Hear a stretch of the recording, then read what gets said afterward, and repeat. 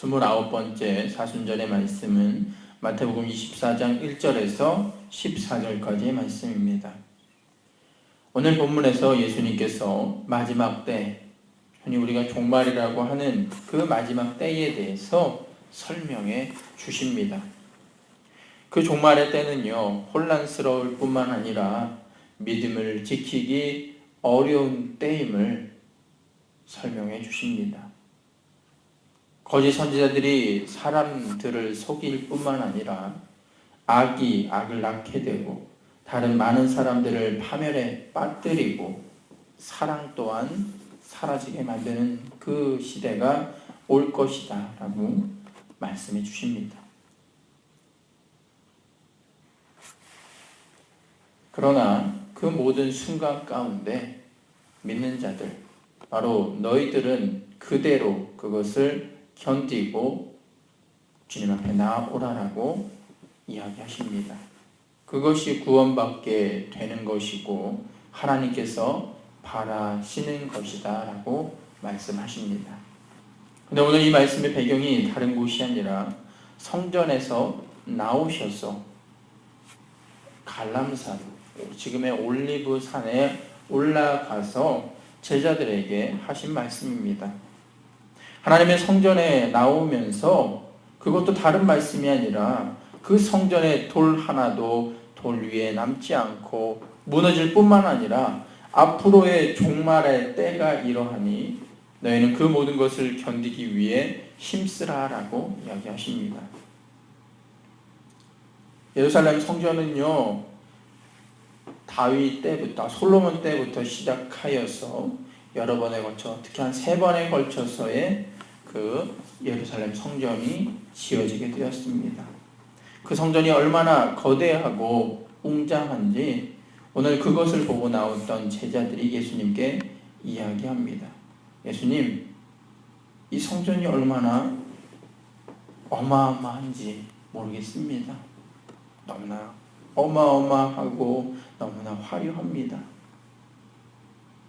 이에 예수님께서는요, 그 건물을 보시고 다른 말씀을 하시지 않았습니다.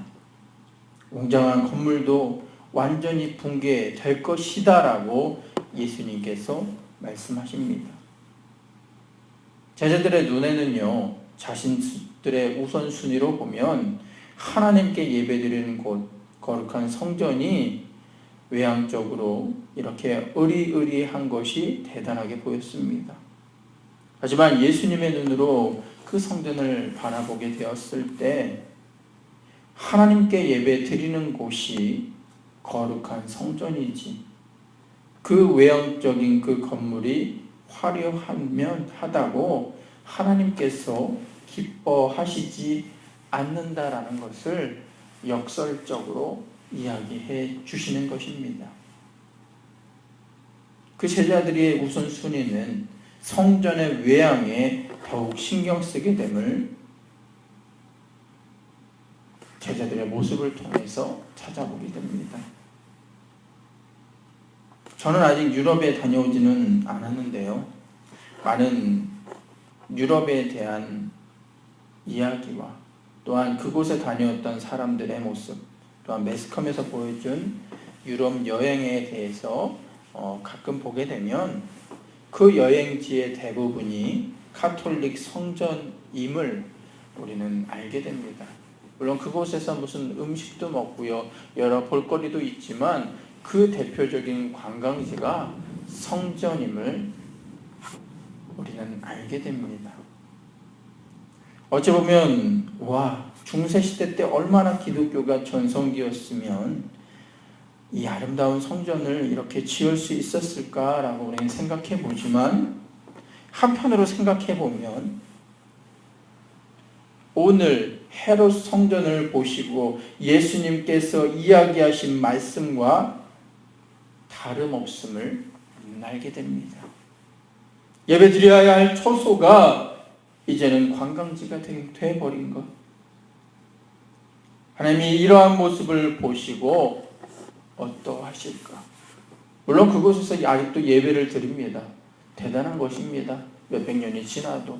하지만 그곳에서 온전히 기도드리는 곳이 아니고 관광지가 먼저가 되고 그게 주가 되었다는 것입니다.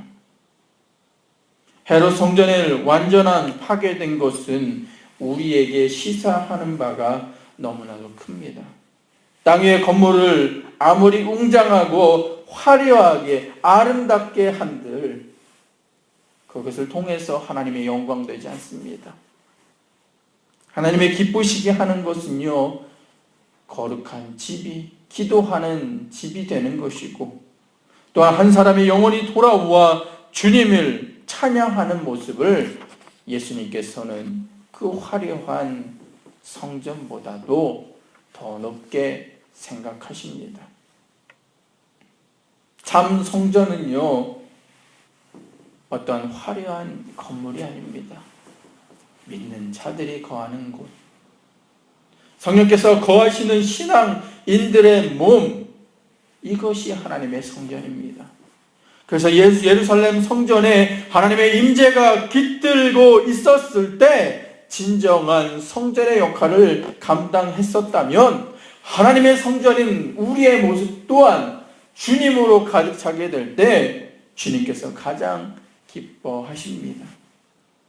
예수님께서 이러한 성전에 대해서 이야기하실 때에 하신 후에 감람산에 오르셨을 때 그 제자들에게 임박할 종말에 대해서 그리고 그 일어날 징조에 대해서 이야기하십니다. 그리고 너희들은 참고 견디기 위해 힘쓰라 라고 하면서 그들에게 당부의 말씀을 주십니다. 근데 이러한 말세지말의 내용을 보면 참 요즘 세상과 참 비슷합니다. 불법이 성하고 사랑이 식었고요. 거짓 지도자뿐만 아니라 거짓 교리들이 판치고 기근과 여러 소동이 일어나는 이때, 특히 요즘 날씨도 이상기온이다 해서 뭐다라고 하며 세상에 불안하다라고 많은 사람들이 이야기를 합니다. 그래서 마지막 때인 것 같아, 그런 말을 합니다.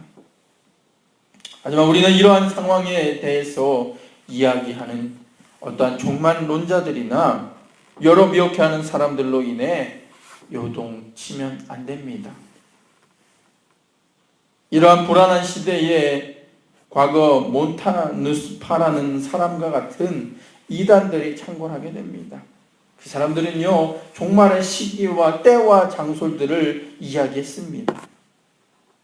그런데 우리 믿는 자들은 압니다. 마태복음 24장 36절에서 예수님께서 말씀하십니다. 그날과 그때는 아무도 모르나니 하나님의 천사들도 아들도 모르고 오직 아버지만 아시느니라. 아멘. 얼마 전에도 참 유행을 했죠. 밀레니엄이 돼서 몇 날 며칠 한시에 휴거가 일어나서 어떻게 될 것이다. 지금 이때에 무슨 베리칩이 있어서 그것을 통해서 그게 666의 표이기 때문에 앞으로 종말의 때가 올 것이다. 불안한 시대긴 사실입니다. 그러나 결국요, 우리가 성경에서 알듯이 마지막 날 때에 누구도 모르지만 오늘 우리에게 예수님께서 강조하신 것처럼 우리가 여기서 알아야 될 것은 주님께서 오실 그날은 언제든 반드시 오긴 하지만 그를 위해 소동하고 요동하는 것이 아니라 오히려 그를 위해 준비하는 믿음이 우리에게 필요하다라고 예수님께서 이야기하십니다. 마찬가지입니다. 우리에게 필요한 것은 믿음을 확실히 더욱더 지키는 것. 요즘 세대가요, 믿음을 지키기 힘든 세대이긴 합니다. 여러 사상이 난무하는 시대, 불경기인 시대, 하나님의 말씀이 부정되는 시대에 이때에 신앙을 지키긴 더 어렵습니다. 하지만 우리 믿는 자들은 압니다. 믿음을 지키고 끝까지 주님의 길을 달려가는 그 길이 구원의 길임을. 예수님께서도 이 말씀과 함께 다른 말씀, 종말적인 그 이야기를 하시지만 다른 말씀을 하시지 않습니다. 끝까지 견디는 자에게 구원이 있다. 여러분 믿으십니까? 끝까지 견디는 자에게 구원이 있다라고 말씀해 주십니다. 여러분 믿음 하나면 됩니다. 그리고 우리 구원받기 위해 믿음을 지키는 것이 필요합니다. 오늘 말씀을 정리를 해보면 첫째로 우리의 우선순위에 대해서 우리는 알아야 합니다. 어떤 외형적인 모습이 아니라 정말로 내가 기도하는 모습인가? 내 성전이 하나님의 이 성전이 기도하는 집인가? 아니면 외향적인 꾸미는 것에 우리의 우선순위를 먼저 두고 있는가에 대해서 생각해 봐야 합니다. 그리고 우리에게 필요한 것은 우리의 영적인 분별력을 통해서 이 어지러운 이 때에 하나님과 연합하고 영적인 분별력을 가지고 세상의 눈을 바라봤을 때 우리의 신앙을 어떻게 지키는가 그것을 고민하는, 또한 그것을 되기 위해 하나님과 연합하는 우리의 모습이 필요합니다. 그리고 우리에게 힘 주시는 그 하나님의 은혜와 사랑으로 인해 우리가 모든 것을 견디고 주님과 함께 최후의 그날까지 그 믿음을 잃지 않으면 우리에게 주님 주신 구원이 있습니다. 구원은요, 주님과 함께 동행할 때 가능합니다.